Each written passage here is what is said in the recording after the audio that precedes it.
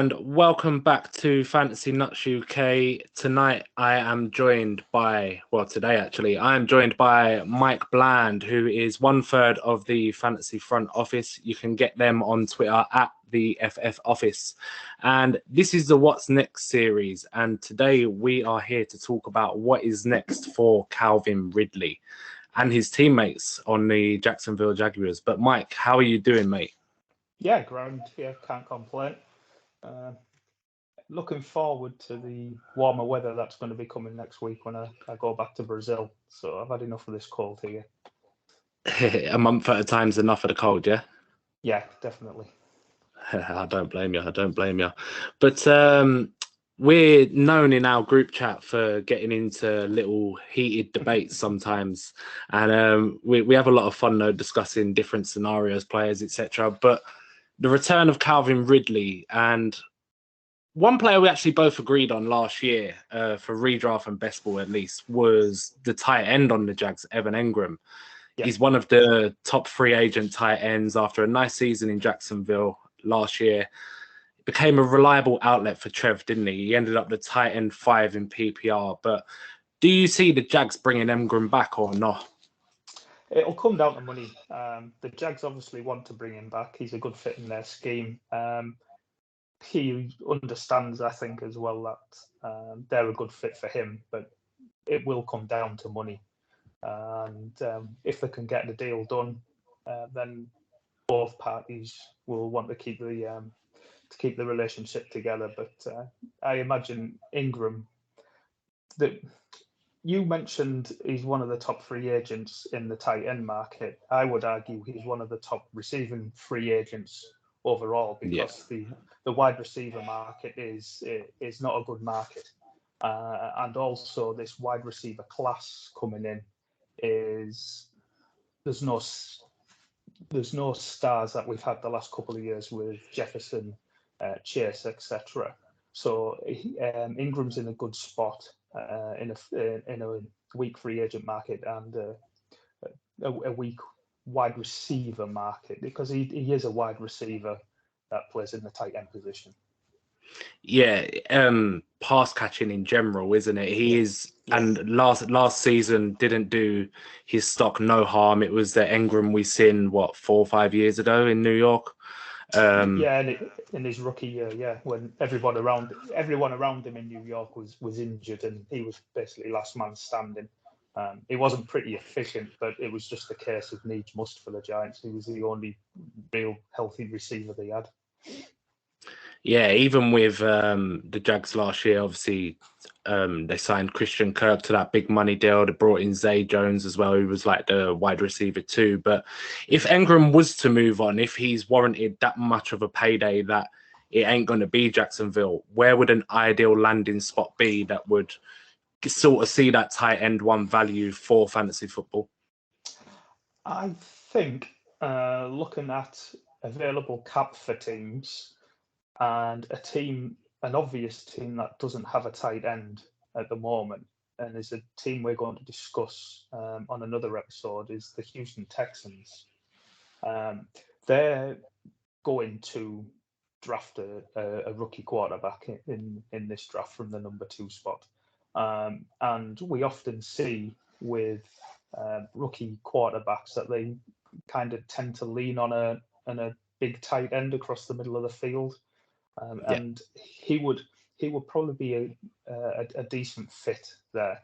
Now, the Texans have hired the pass game coordinator from the 49ers to be their OC. So we're going to have a little bit of that Kittle. You would imagine, you don't know for sure, but you would imagine it's going to be similar to the 49ers offense in the way that they use the tight end as well. So while Engram is not Kittle as a receiver, he's not a bad substitute, and he'd certainly be a big friendly target for a rookie QB coming in. So it wouldn't surprise me if he does hit free agency, if the Texans are not a team that are interested in him. Yeah, I mean, Brevin Jordan was drafted there, a couple of other guys, but we'll get on. We'll talk about them when shaking your head. I think anyone who watches this YouTube video will know what that episode's going to be like. But let's talk about Ridley. It's what we're here for. And to me, this offense as a whole is going to be going places. Obviously, Trevor Lawrence stepped up the back end of last year once Doug Peterson sort of got it going how he wanted it to go. And obviously, he utilized the tight ends so well in Philly. But Calvin Ridley joining, I mentioned Kirk and Zay Jones. Kirk was wide receiver 14, first season, over 1,000 yards. Zay Jones, wide receiver 24, so the very bottom of the barrel, wide receiver 2, obviously from weeks 1 to 17. But do you think it can become like a bit of a triple-headed monster like the Bengals, with maybe Zay Jones taking that little drop off? Or what do you see going forward with Ridley in the mix? Well, I would definitely see Zay Jones out of him and Kirk as the one to lose out, because Ridley and Kirk kind of play two separate positions. Ridley's an outside receiver. Kirk pretty much just always lines primarily from the slot. Obviously, Marvin Jones, I don't know if he's a free agent, but he's going to be phased out either way. Yeah. But one of the criticisms of the Jaguars last year is that they had no deep threat. And I think that's what they've brought Ridley in for. So Marvin Jones had the highest ADOT of the three main receivers there. It was at 13.1 yards. But, you know, he's not the Marvin Jones of old, so he was pretty inefficient with the targets that he did see last year. Only had a yards per route run of 1.19. So I think Ridley is going to fill that role that they had Jones in last year, as a deeper threat down the field to stretch the field. And he's going to be better than what Jones was, obviously, in that role. And that kind of meshes with Zay Jones, whereby he will probably lose a little bit of his 22% target share that he had this year. I wouldn't be surprised if that dipped under 20% next year. Marvin Jones had a 14.5%, so there's still, that's a good chunk of the pie. That's Ridley's going to start with, and then between the two, they're kind of going to split it. And I would imagine Kirk pretty much stays where he is. He was at 23%. So between Zay Jones and Calvin Ridley, they're going to split that role outside. So obviously Ridley hasn't played since 2021. He had his mental health issues and then he got banned for a year. He still hasn't been reinstated, actually. But what are your thoughts on him purely for, well, let's do Dynasty first and then for next year? Well, we can kind of roll it all into one because drafts have started already. And I've seen him go in the third round in best ball drafts. Now, I think people just are forgetting about how bad Ridley was in the 2021 season. Like, he wasn't good. 2020 was his breakout season where he was really, really good. In that year, he had a yards per route run of 2.5 yards. 2021, that dropped to 1.45. His yards per reception was 14.1 in 2020, dropped by 5 yards in 2021. And that coincided with his average depth of target from 14.6 down to 9.7. The funny thing was, he saw a lot shallower targets, yet his catch rate, his completion rate dropped by 7%. Now, his catchable, the balls deemed catchable were at 77%, which were the same as when he had his breakout season in 2020. So he was still seeing the same quality of balls, shall we say, albeit at a much shallower depth.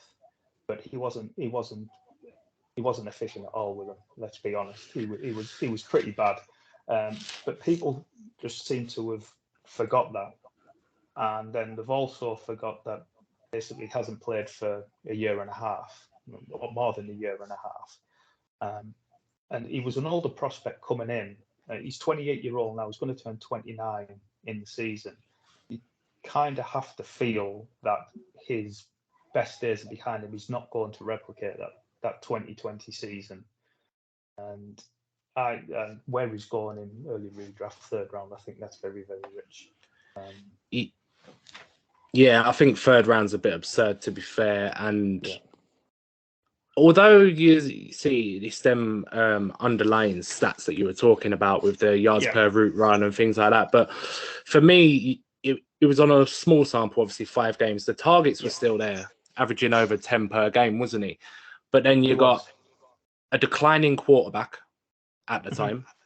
Yeah, he had just had that monster season.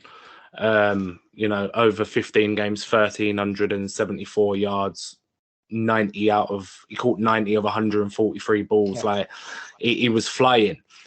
So all of a sudden, then he gets the double coverage and things like that, which opened things up for Russell Gage a bit, I suppose, who's obviously plays a lot closer to the quarterback than Ridley does in general. But this ain't your run-of-the-mill sort of Will Fuller type wide receiver that's missed time. Ridley has always been elite wherever he's played. He was a 5-star prospect coming out of high school, #1 wide receiver in the country, 1,000 receiving yards as a true freshman at Alabama. Came into the NFL, 1st-round draft pick. That's not forgotten by a lot of people. And for me, the talent will win out overall, which I think is where we differ a little bit. Yeah, I think I'm just probably more price sensitive. I'm kind of seeing, and all the points you made are perfectly valid. But like I'm looking at it now, 28 turning 29. I think he's hit that peak and he's now starting to come down. It's whether, is it a sudden drop or is it a slow decline with him? The 2021 performance, like you said, small sample size, that would suggest it's more of a sudden than a slight decline. But again, small sample size, Matt Ryan, absolute garbage. And he's gone into a better offense. All points are valid. I still think Kirk will be the main focal point, and everybody else there is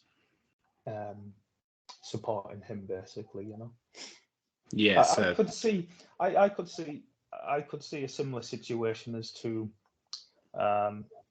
what you have with the Chargers, where you've got a really good outside receiver in Mike Williams, but everything still goes through the slot, still goes through Keenan Allen. Oh, that's what it has done the last couple of years.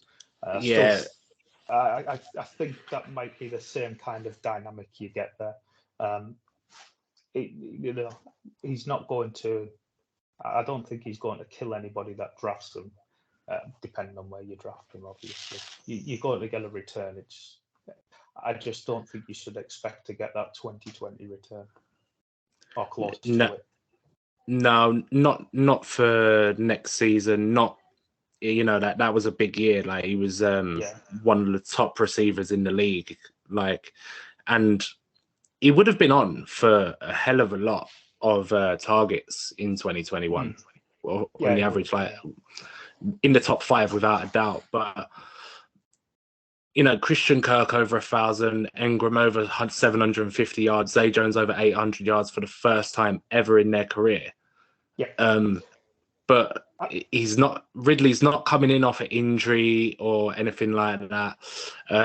He's not coming back mid-season like we've seen with Deshaun Watson. He was heavily affected by it. He'll have the whole preseason with the team should he be reinstated. I think today's the first day that he could be reinstated. But the Jaguars as well, one of the most pass-heavy teams in the league. It's just, I think he could get there. It's just don't pay up a 3rd-round price is pretty much the message, right? Yeah, I think I haven't started on my projections yet, but I imagine when I do get round to doing them, they're going to come out around about 1,000. I would imagine around about 1,000 yards. something like that, maybe 100, 110 targets, 1,000 yards, somewhere in that ballpark. But like I say, I haven't even started on them yet. But I would expect them to get around about 1,000 yards, I would think. Yeah, that seems pretty fair. But that is it for the Calvin Ridley edition. Way too early. What's next? But we look at all things from now. There's no days off when you play fantasy football, and you like to talk about it as much as us degenerates. But Mike, thanks for joining me. Let everyone know where they can find you. You can get us at the FF Office on Twitter, and also the Fantasy Front Office podcast on YouTube. Brilliant. Go and check them out. And yeah, that is us.